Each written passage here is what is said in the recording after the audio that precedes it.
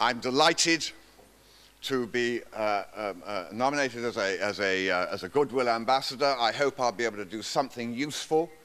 We've heard this morning that a lot needs doing, but I'm merely an actor, a storyteller. That's my role in life. So maybe as it's World Food Day, forgive me if my story today is about hunger.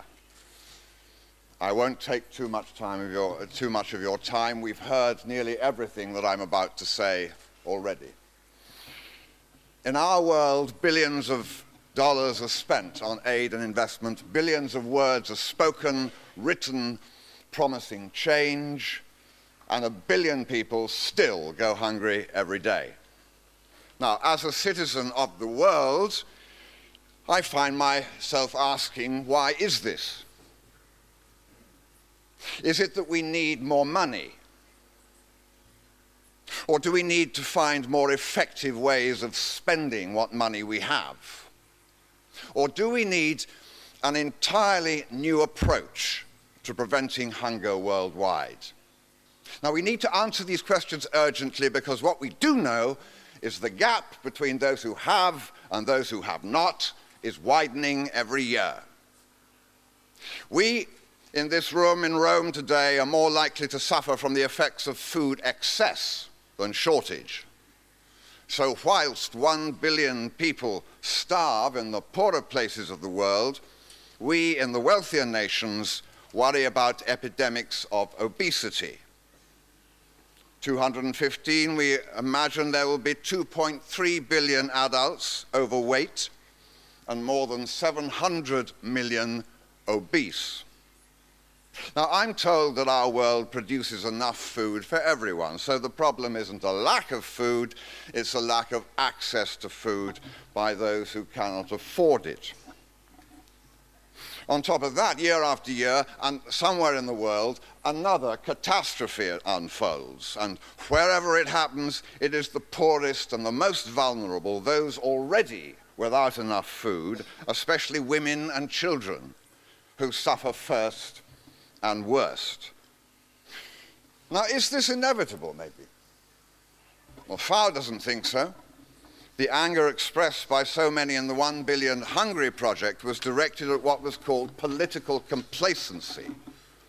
Well, is it just political complacency that has resulted in the current famine in the Horn of Africa? Or is it more complicated than that? Failure to anticipate and prevent famine carries a huge cost in deaths, disrupted lives and livelihoods, and the destitution of whole communities.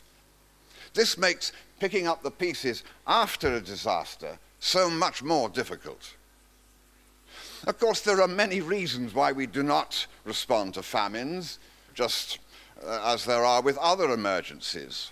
Politics, geography, economics, all play a part in deciding when one emergency is more likely to get a response than another.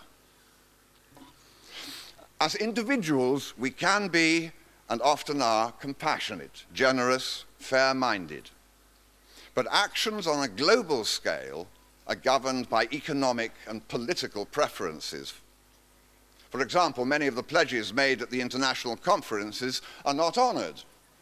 We saw that after the G8 that was meant to make poverty history.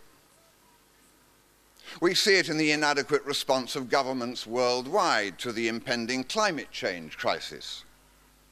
We see it in the widening gap between rich and poor, between and within countries. And we see it in insensitive approaches to economic development by global commercial agencies and banks, for example, TRIPS and the structural adjustment. Now, even high-profile international agencies with the responsibility for humanitarian responses in times of emergency and disaster have sometimes ignored local and national realities, preferring to act in their own interests.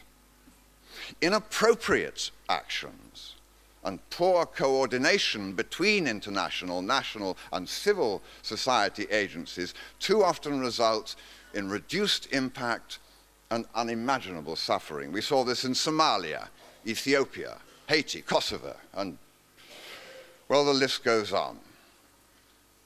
But in all of this, we shouldn't lose sight of the fact that the people who are affected by disasters have often lived for generations in harsh conditions and challenging environments. And they are responding actively and intelligently. They are instinctively survivors and have found a way through in the past thanks to their resilience and resourcefulness. The challenge for us, the outsiders, is to stand beside them, supporting their efforts to minimize their losses when catastrophe hits their normal way of life. Now, I've been interested and encouraged to learn that international agencies and national governments have already started to do just this by stabilizing the price of food in local markets, providing cash to poorer families as prices escalate, and even suspending fees so children don't drop out of school. But sadly, it's still easier to raise money to feed the starving than it is to raise money to prevent them starving in the first place. I've often heard the phrase behavior change as one of the solutions for food shortage and poverty. But does this usually mean getting them to do what we think is best? Isn't it time we knew about why people make the choices they do as they struggle to feed their families before we decide what is best for them?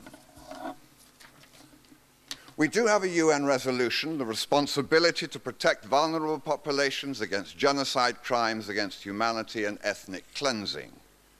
This responsibility to protect can also apply in the case of humanitarian disasters, such as the one unfolding in the Horn of Africa. FAO is at the center of international efforts to protect by preventing disasters. Following the work of Nobel economist Amartya Sen, FAO has been at the forefront of developing methods to predict famine based on detailed, quantified information on household economy and food access. These methods have come into use in much of southern Africa and have worked. For example, Malawi avoided famine in 2005-06 after a crop failure through a prompt donor response based on sound household information. As Richard Dowden says in his book, Africa, you cannot achieve anything in Africa unless you work with Africans. To do that, you need to understand Africa and how it thinks and works. And I would add, especially work with women. So why on earth did the current Somali crisis take the world by surprise? It seems to me that we must improve our methods of anticipating impending catastrophe and ensure that the best possible methods of predicting catastrophes are used consistently and are not left to chance. There will be more disasters in the future. Droughts, floods, earthquakes, and conflicts are likely to increase as global temperatures rise and global economic crises affect the poorest. For them, access to food will become more difficult. But the good news is that we can prevent food crises. It's been shown in the recent past that if we take the right steps, we can make success stories the norm, not the exception in the future. We have access to advanced tools to predict and prevent famine. There is no excuse for us not to use them.